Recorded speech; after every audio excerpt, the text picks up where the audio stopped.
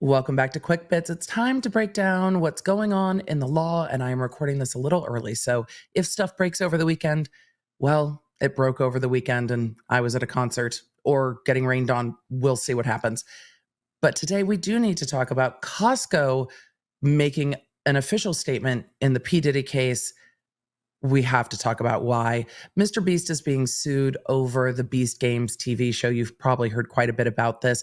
The new judge in the Bryan Kohberger prosecution, now in Boise, Idaho, has some strong words for the attorneys, and Carrie Morrissey, the special prosecutor in the Rust cases, is not done yet, but Hannah Gutierrez is asking for the judge to treat her case the same as Baldwin's and to dismiss it. And a quick update about Todd and Julie Chrisley after their case came back from the 11th Circuit. So let's get into it. I'm legal analyst Emily D. Baker. This is the Quick Bits, where I break down just the main points of the pop culture and entertainment cases I'm currently covering on YouTube and the Emily Show podcast. Let's get into it. First, in Idaho, the Bryan Kohberger prosecution has moved out of Latah County, where the quadruple homicide happened, to be prosecuted in Boise, Idaho. The defense successfully made a motion for change of venue, and the Supreme Court of Idaho deemed that the new venue would be in Boise and that there would be a new judge assigned to the case. Well, that case went to hearing on Thursday, September 26th, and the new judge has no time for these attorneys.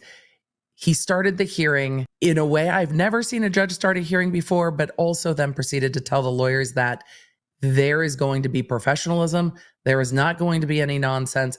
There will not be any name calling, and they are going to act like licensed members of the bar. He also voiced significant concerns about the case going to trial over the summer in 2025. The case right now is slated to go to trial in June of 2025.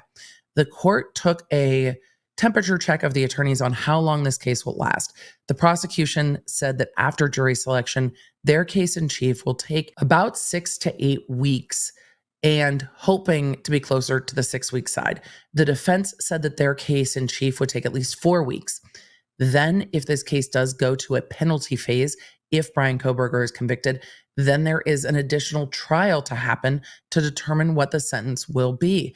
The prosecution said that will take them about a week. The defense said that that will take them about 3 weeks. So we are looking at about a 3-month trial, all said and done. And the judge did not want to have jurors in trial through the entirety of the summer, thinking it would be incredibly onerous on most jurors, and wanted to start the trial either earlier in May 2025 or later in September 2025. Ann Taylor, the lead defense attorney for Bryan Kohberger, broke down the challenges that the defense is already having meeting the expected June 2025 trial date, saying that not only is the public defender system in Idaho changing, and that means the defense team doesn't quite have contracts yet. The way that their experts will be funded is changing, and that is causing some pause amongst the defense team. But also, one of their experts had been ill and passed away. They had to find a new expert who recently came on board, but is not nearly caught up with their work. And an ex parte hearing was held between the defense and the judge over that issue to see what's going on with the expert, and if the trial date does need to be pushed back to September 2025, which is what the defense is asking for.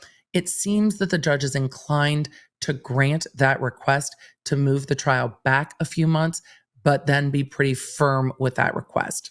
And after the live stream in court, many asked what was going on with the public defender's office in Idaho.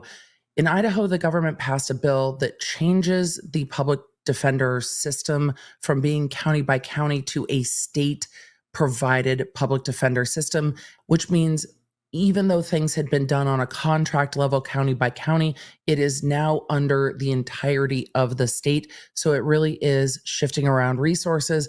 People are going to be rehired. Ann Taylor's work shifted because she had been public defender in one county, but is then going to be shifting or not under the state system, and we will see. But the entire structure of how funding works for the public defender's office is changing. That went into effect in July, but the integration of that is rolling out October 1st. So even though there has been this time leading up to October 1st, the entirety of the defense team says we do not have contracts yet. The court did indicate that they didn't think that that would be a huge and staggering issue, but it's clearly something that is on their mind because it is a large changeover in the way that the public defender system works in the state of Idaho.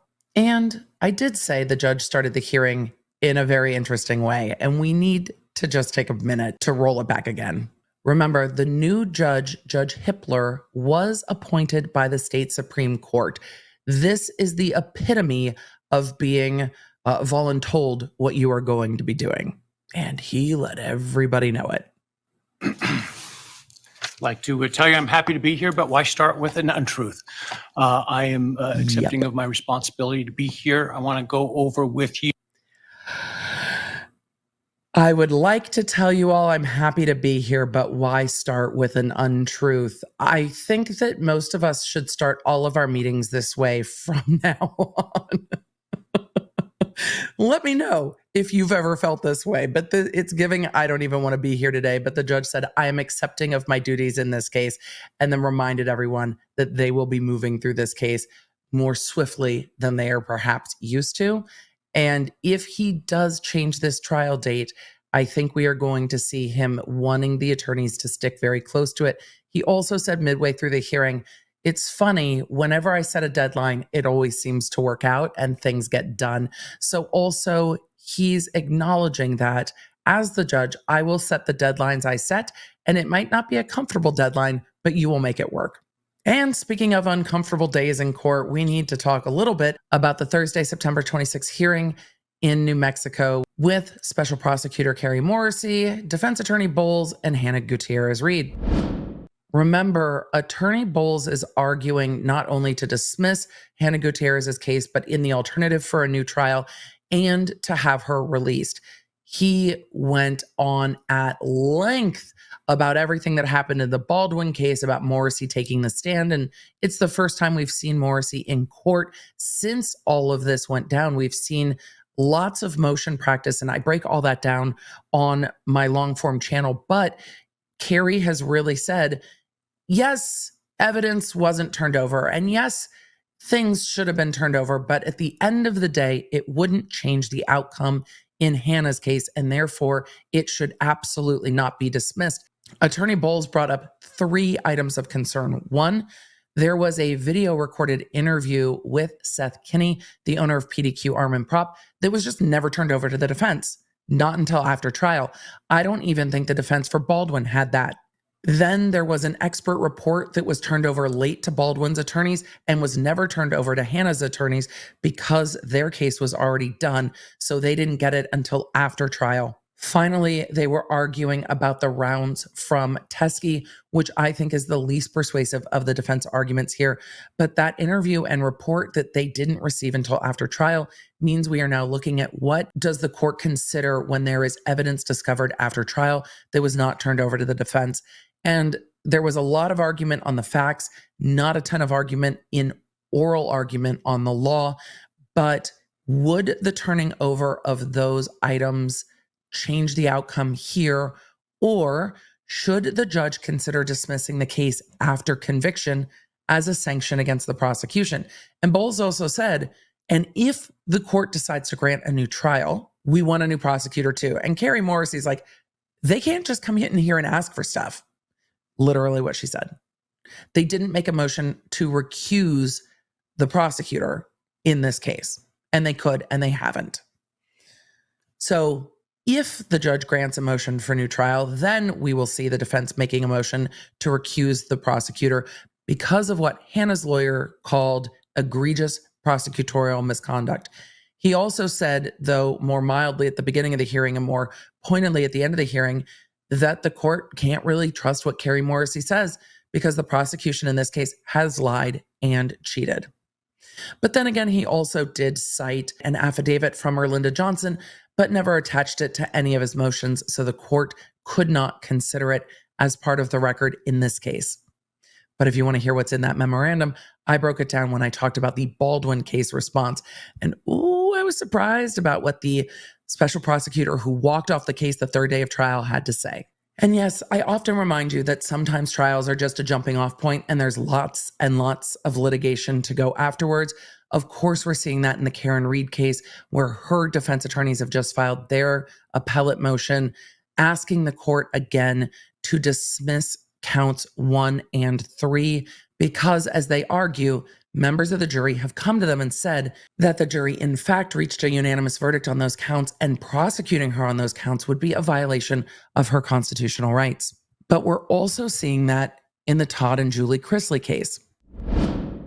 You may know Todd and Julie Chrisley from their popular television show, Chrisley Knows Best, and I did cover their case through document filings and into the appeal. The 11th Circuit came back after oral argument on appeal and upheld everything the trial court did, upheld the conviction, and only found that Julie Chrisley should be resentenced, arguing that Julie Chrisley's sentencing calculation was not done properly because they say the loss amount had not been proven. When it comes to federal sentencing, there are federal sentencing guidelines and there are ranges within there, but those calculations take into account a lot of factors that can move you into different places on those sentencing ranges and on those sentencing guidelines. And the 11th Circuit found that as to Julie, the loss amount was not proved, and that is a factor in sentencing on fraud cases.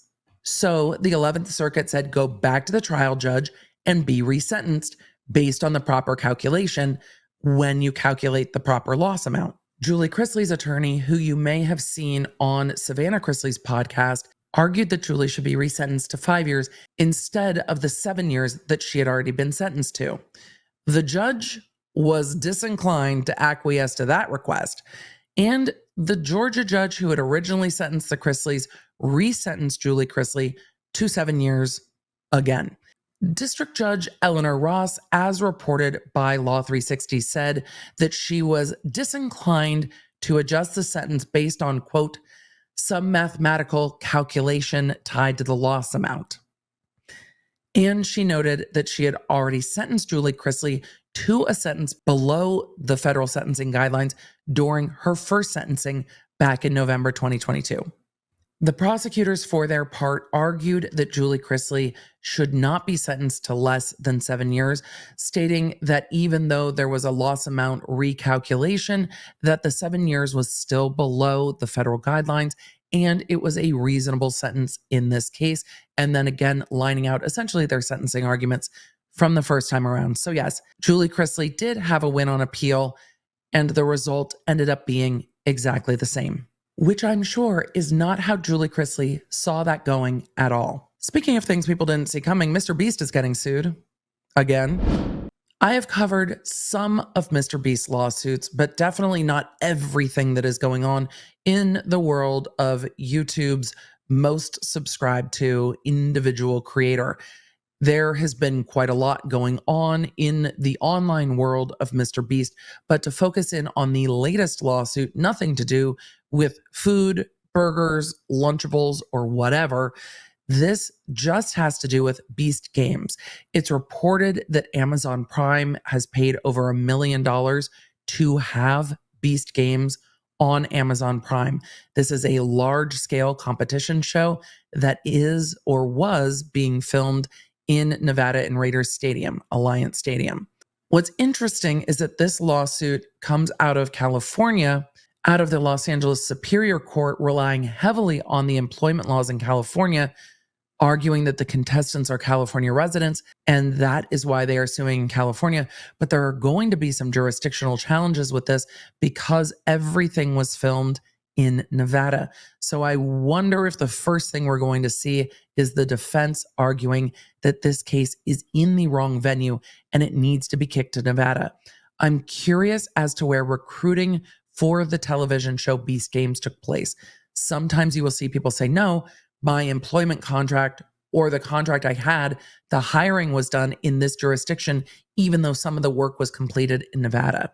But they are arguing very specifically under California wage laws because he is being sued for failure to pay minimum wages, liquidated damages for failure to pay minimum wages, failure to pay overtime, sexual harassment, failure to prevent harassment, negligent infliction of emotional distress, failure to provide uninterrupted meal breaks, failure to provide uninterrupted rest breaks, failure to pay wages promptly upon termination, which in California is a really, really finite and strict rule that there is literally no wiggle room on. You did or you did not.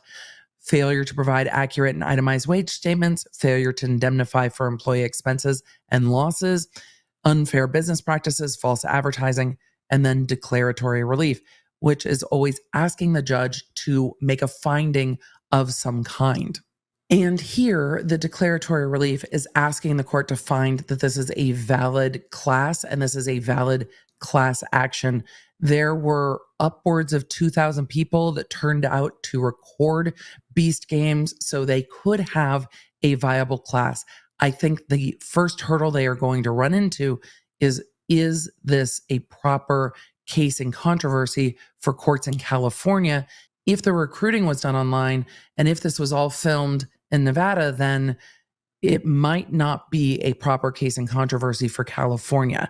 But what is clear from this lawsuit is, as alleged, the contestants are not happy with the conditions and with how this production ran.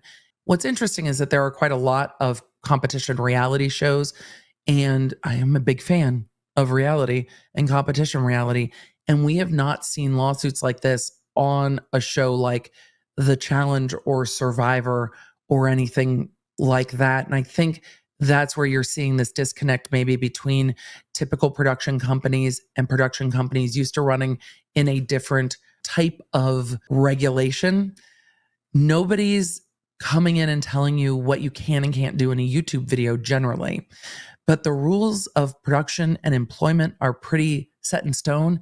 So if you run a large scale TV production, you have to have the things in place like meal periods, break periods.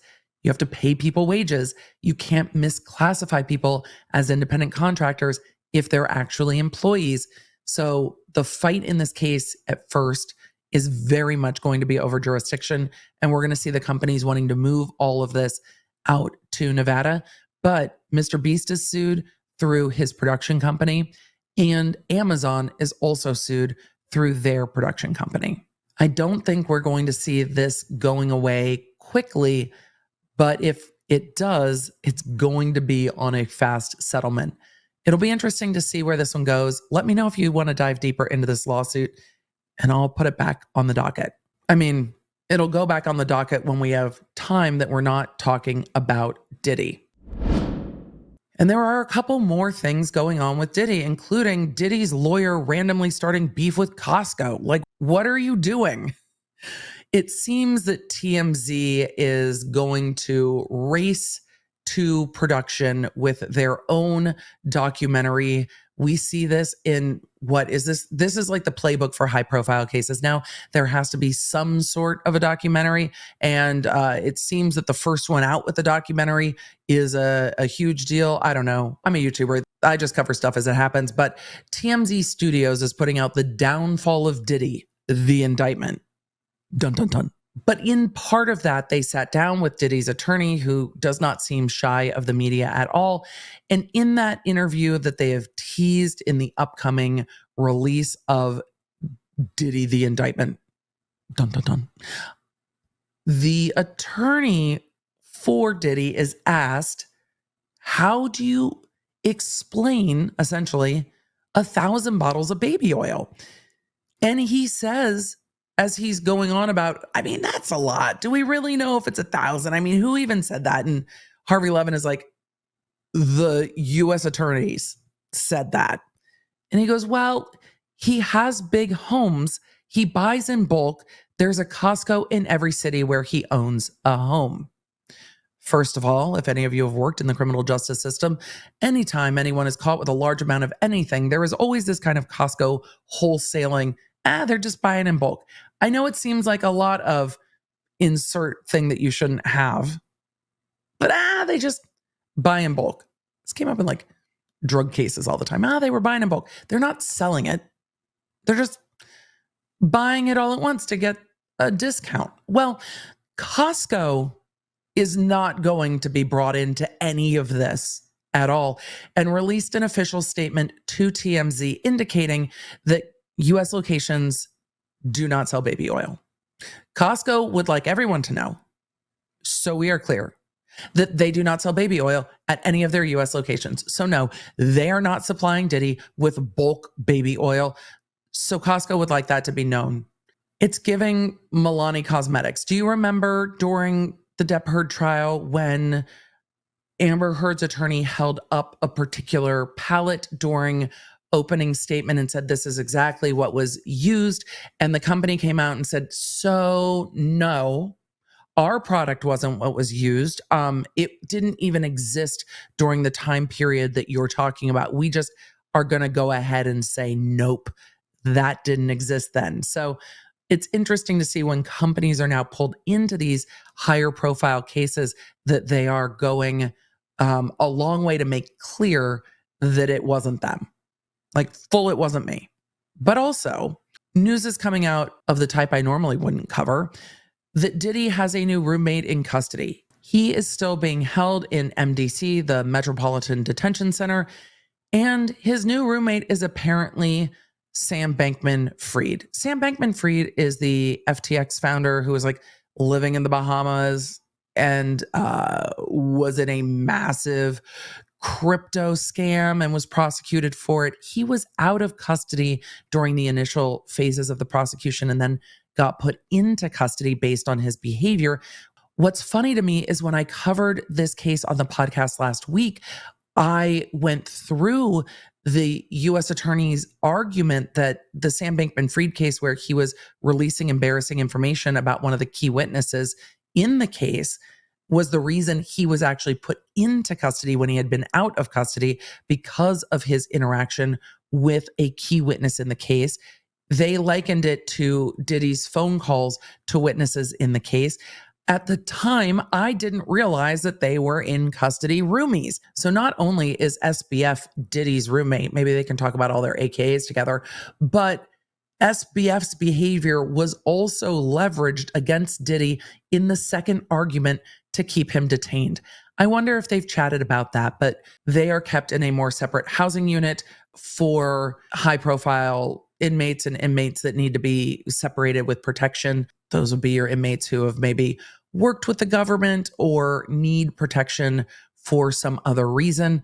So lots more going on in the Diddy case, and I am sure more will continue to break between the time I've recorded this and the time you hear it. So when it does, we'll cover it on live next week. So make sure you have the Law Nerd app so you never miss a thing, because that's where I will be keeping you up to date and in the loop. I hope the weather wasn't too rough on all of you experiencing the hurricane and hurricane-related issues. So with that, happy Quick Bits, and I will see you later this week. Thank you for being here, and thank you for being a Law Nerd.